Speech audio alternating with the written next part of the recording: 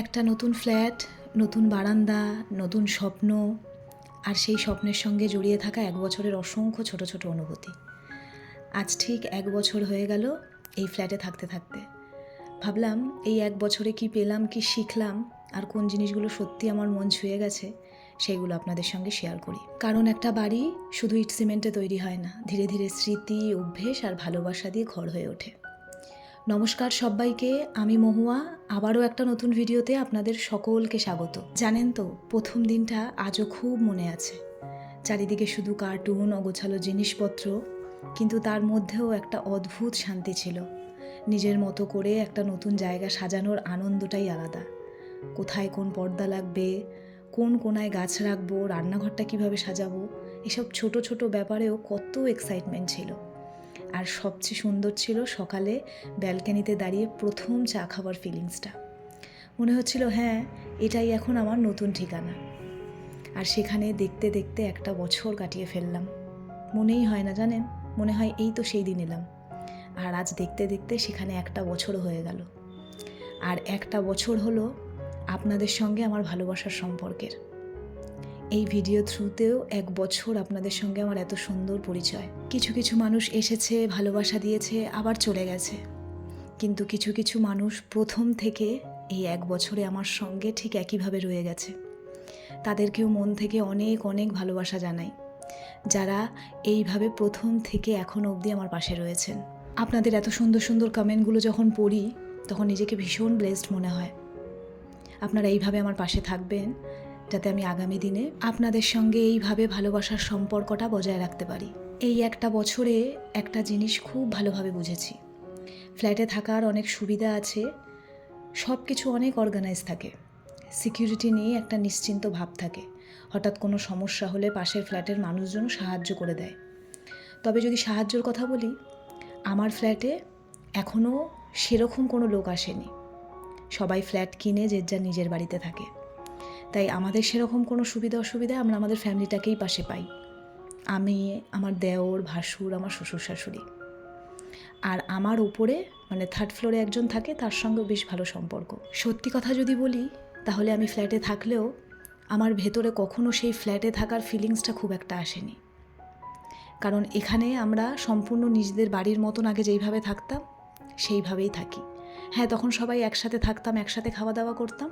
এখন ঘরটা আলাদা হয়েছে, সকলের হাড়ি আলাদা হয়েছে, কিন্তু মনোভাব, একসঙ্গে থাকার যে ফিলিংসটা, সমস্ত কিছু সেই রকমই আছে। তাই খুব একটা ফ্ল্যাটে থাকার যে ফিলিংসটা, সেটা আমার মনে এখনও অবধি আসেনি। আর একটা জিনিস যেটা আমার খুব ভালো লাগে, সেটা হচ্ছে আমার ব্যালকনির এই ছোট্ট জায়গাটা। নিজের মতো করে সাজাতে পারি, কয়েকটা গাছ আর সন্ধ্যার শান্ত হাওয়া ব্যস্ত দিনের পর, এগুলো সত্যি মন ভালো করে দেয়। তবে শুধু তো সুবিধা নয়, এই ফ্ল্যাট আমাকে অনেক কিছু শিখিয়েওছে। কম জায়গার মধ্যেও কিভাবে সুন্দরভাবে সব ম্যানেজ করতে হয়, কিভাবে অল্প জিনিস নিয়েও সুখে থাকা যায়, অনেক কিছু শিখেছি। বিয়ের পরে যখন শ্বশুরবাড়িতে প্রথম আসি, সেই সময়ের ফিলিংসটা অন্যরকম ছিল। তারপর যখন এই ফ্ল্যাট হওয়ার সূত্রে আলাদা হয়ে ভাড়া যাই, সেই সময়ের ফিলিংসটা অন্যরকম ছিল। তারপর যখন এই ফ্ল্যাটে আসলাম, এই ফ্ল্যাটেই 1 বছরের ফিলিংসটা সম্পূর্ণ আলাদা। তবে হ্যাঁ, এই বিবাহিত জীবনে আমি যেখানে যেখানে যেইভাবে থেকেছি, সেইভাবেই নিজেকে গড়ে তুলেছি, সেইভাবেই নিজেকে পরিবর্তন করেছি। যেখানে যেইভাবে থাকতে হয় সেইভাবেই নিজেকে তৈরি করে নিয়েছি। তবে হ্যাঁ, সব কিছু সবসময় পারফেক্ট থাকে না, বা ছিল না। ফ্ল্যাটে থাকতে গিয়ে কিছু অসুবিধাও বুঝেছি। আগের বাড়ির মতন খোলা ছাদ বা বড় উঠোনের অনুভূতিটা মিস করি।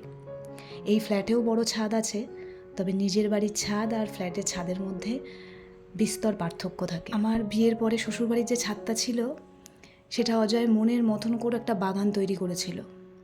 সেখানে লেবু গাছ থেকে আরম্ভ করে ফুল গাছ, কি গাছ না ছিল না, কত রকমের জবা ফুলের গাছ। ফুল তুলতে তুলতে আর পুজো দিতে দিতে সিংহাসন ভরে যেত। তবে এখানে ছাদ থাকলেও আপনি নিজের মতন করে সেটাকে কখনোই বাগান তৈরি করতে পারবেন না। এই রকম কিছু টুকিটাকি অসুবিধা মাঝে মধ্যে ফিল হয়। তবে এগুলোকে অসুবিধা বলবো না, পুরনো জিনিসগুলোকে মিস করা বলবো। তবে এই ফ্ল্যাটে থাকতে, ওই যে বললাম, খুব একটা অসুবিধা বা খুব একটা সমস্যার সম্মুখীন এখন অবধি হতে হয়নি। হ্যাঁ, জানি পরে যদি এই ফ্ল্যাটটা পুরো লোকজনে ভর্তি হয়ে যায়, তখন কি হবে সেটা তখন হয়তো আপনাদের সঙ্গে আমি শেয়ার করতে পারবো। এই রিসেন্টের যে জিনিসগুলো আমার মধ্যে চলে বা যেটা আমি ফিল করি সেইটাই আপনাদেরকে আমি শেয়ার করলাম। তবে এই 1 বছরে সবচেয়ে বড় যে জিনিসটা শিখেছি সেটা হলো বড় বাড়ি নয়, শান্তির বাড়িটাই আসল। ঘর ছোট হোক বা বড়, যদি সেখানে ভালোবাসা থাকে, নিজের মানুষ থাকে, একটু মানসিক শান্তি থাকে, তাহলেই সেইটা সবচেয়ে সুন্দর জায়গা। এই ফ্ল্যাটে থেকেই আমি অনেক ছোট ছোট মুহূর্তকে উপভোগ করতে শিখেছি। বৃষ্টির দিনে জানলার পাশে বসা, রাতে সবাই ঘুমিয়ে গেলে নিঃশব্দে ব্যালকনিতে দাঁড়ানো, বা নিজের মতো করে একটা কোণ সাজিয়ে নেওয়া, এই সবই ধীরে ধীরে এই ফ্ল্যাটটাকে শুধু একটা বাড়ি নয়, আমার ঘর বানিয়ে দিয়েছে। যখন আমার শ্বশুরবাড়িটা ফ্ল্যাটে দিয়ে দেওয়ার কথাবার্তা চলছে বা যখন আমরা ভাড়া চলে গিয়েছি, তখন থেকে আমরা ফ্ল্যাটে থাকবো এটা কখনোই ভাবিনি। আমাদের প্রথম থেকেই প্ল্যানিং ছিল আমাদের একটা নিজস্ব ছোট্ট বাড়ি হবে, কিন্তু অনেক রকম অসুবিধার মুখোমুখি হয়ে সেইটার করা হয়নি। নিজেদের মনের মতো জায়গা পাইনি, বা যেখানে জায়গা পেয়েছি বা জমি পছন্দ হয়েছে সেখানের পরিবেশ ভালো না, বা সেখানে ডোডোর স্কুলের বাস হয়তো আসবে না, বা বর্ষাকালে প্রচণ্ড জল জমে যাবে যেটা আমাদের বিজনেসের ক্ষতি করতে পারে। এই রকম অনেক কিছু চিন্তা করে শেষমেশ এই ফ্ল্যাটে আসার ইচ্ছা আমাদের দুজনের খুব একটা ছিল না। তবে এই একটা বছরে এই জায়গাটাই, এই ফ্ল্যাটটাই এখন আমাদের সব থেকে ভালোবাসার জায়গা। এখন যদি এইটাকে কেউ ছেড়ে যেতে বলে, সেটা মুখে আনা তো দূরের কথা, ভাবতেই পারবো না। কথায় আছে দেখবেন, মানুষ যেখানে থাকে সেটাকেই কিন্তু আস্তে আস্তে তার ভালোবাসার জায়গা তৈরি করে নেয়। আমার ক্ষেত্রেও তাই।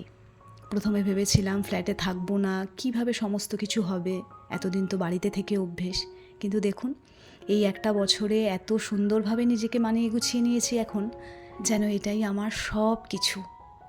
এই ফ্ল্যাট ছাড়া বা এই ফ্ল্যাটের ভেতরের প্রত্যেকটা জিনিসপত্র, প্রত্যেকটা গাছ, প্রত্যেকটা জিনিস যেন আমার সঙ্গে ওতপ্রোতভাবে জড়িয়ে গেছে।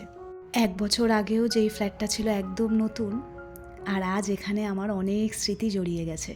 হয়তো ভবিষ্যতে আরও অনেক জায়গায় থাকবো, কিন্তু জীবনের এই 1 বছরের অনুভূতিগুলো সব সময় স্পেশাল হয়ে থাকবে। একটা বছর শুনতে খুব ছোট একটা সময়, কিন্তু এই 1 বছর এই ফ্ল্যাটের প্রতিটা দেয়াল, প্রতিটা কোণা আমার জীবনের অনেক অনুভূতির সাক্ষী হয়ে গেছে। আর আজকের ভিডিওতে এই অনুভূতিটাই আপনাদের সঙ্গে আমি শেয়ার করলাম। আশা করি আপনাদের ভিডিওটা ভালো লাগলো। সকলে ভালো থাকবেন, আবার পরে দেখা হবে।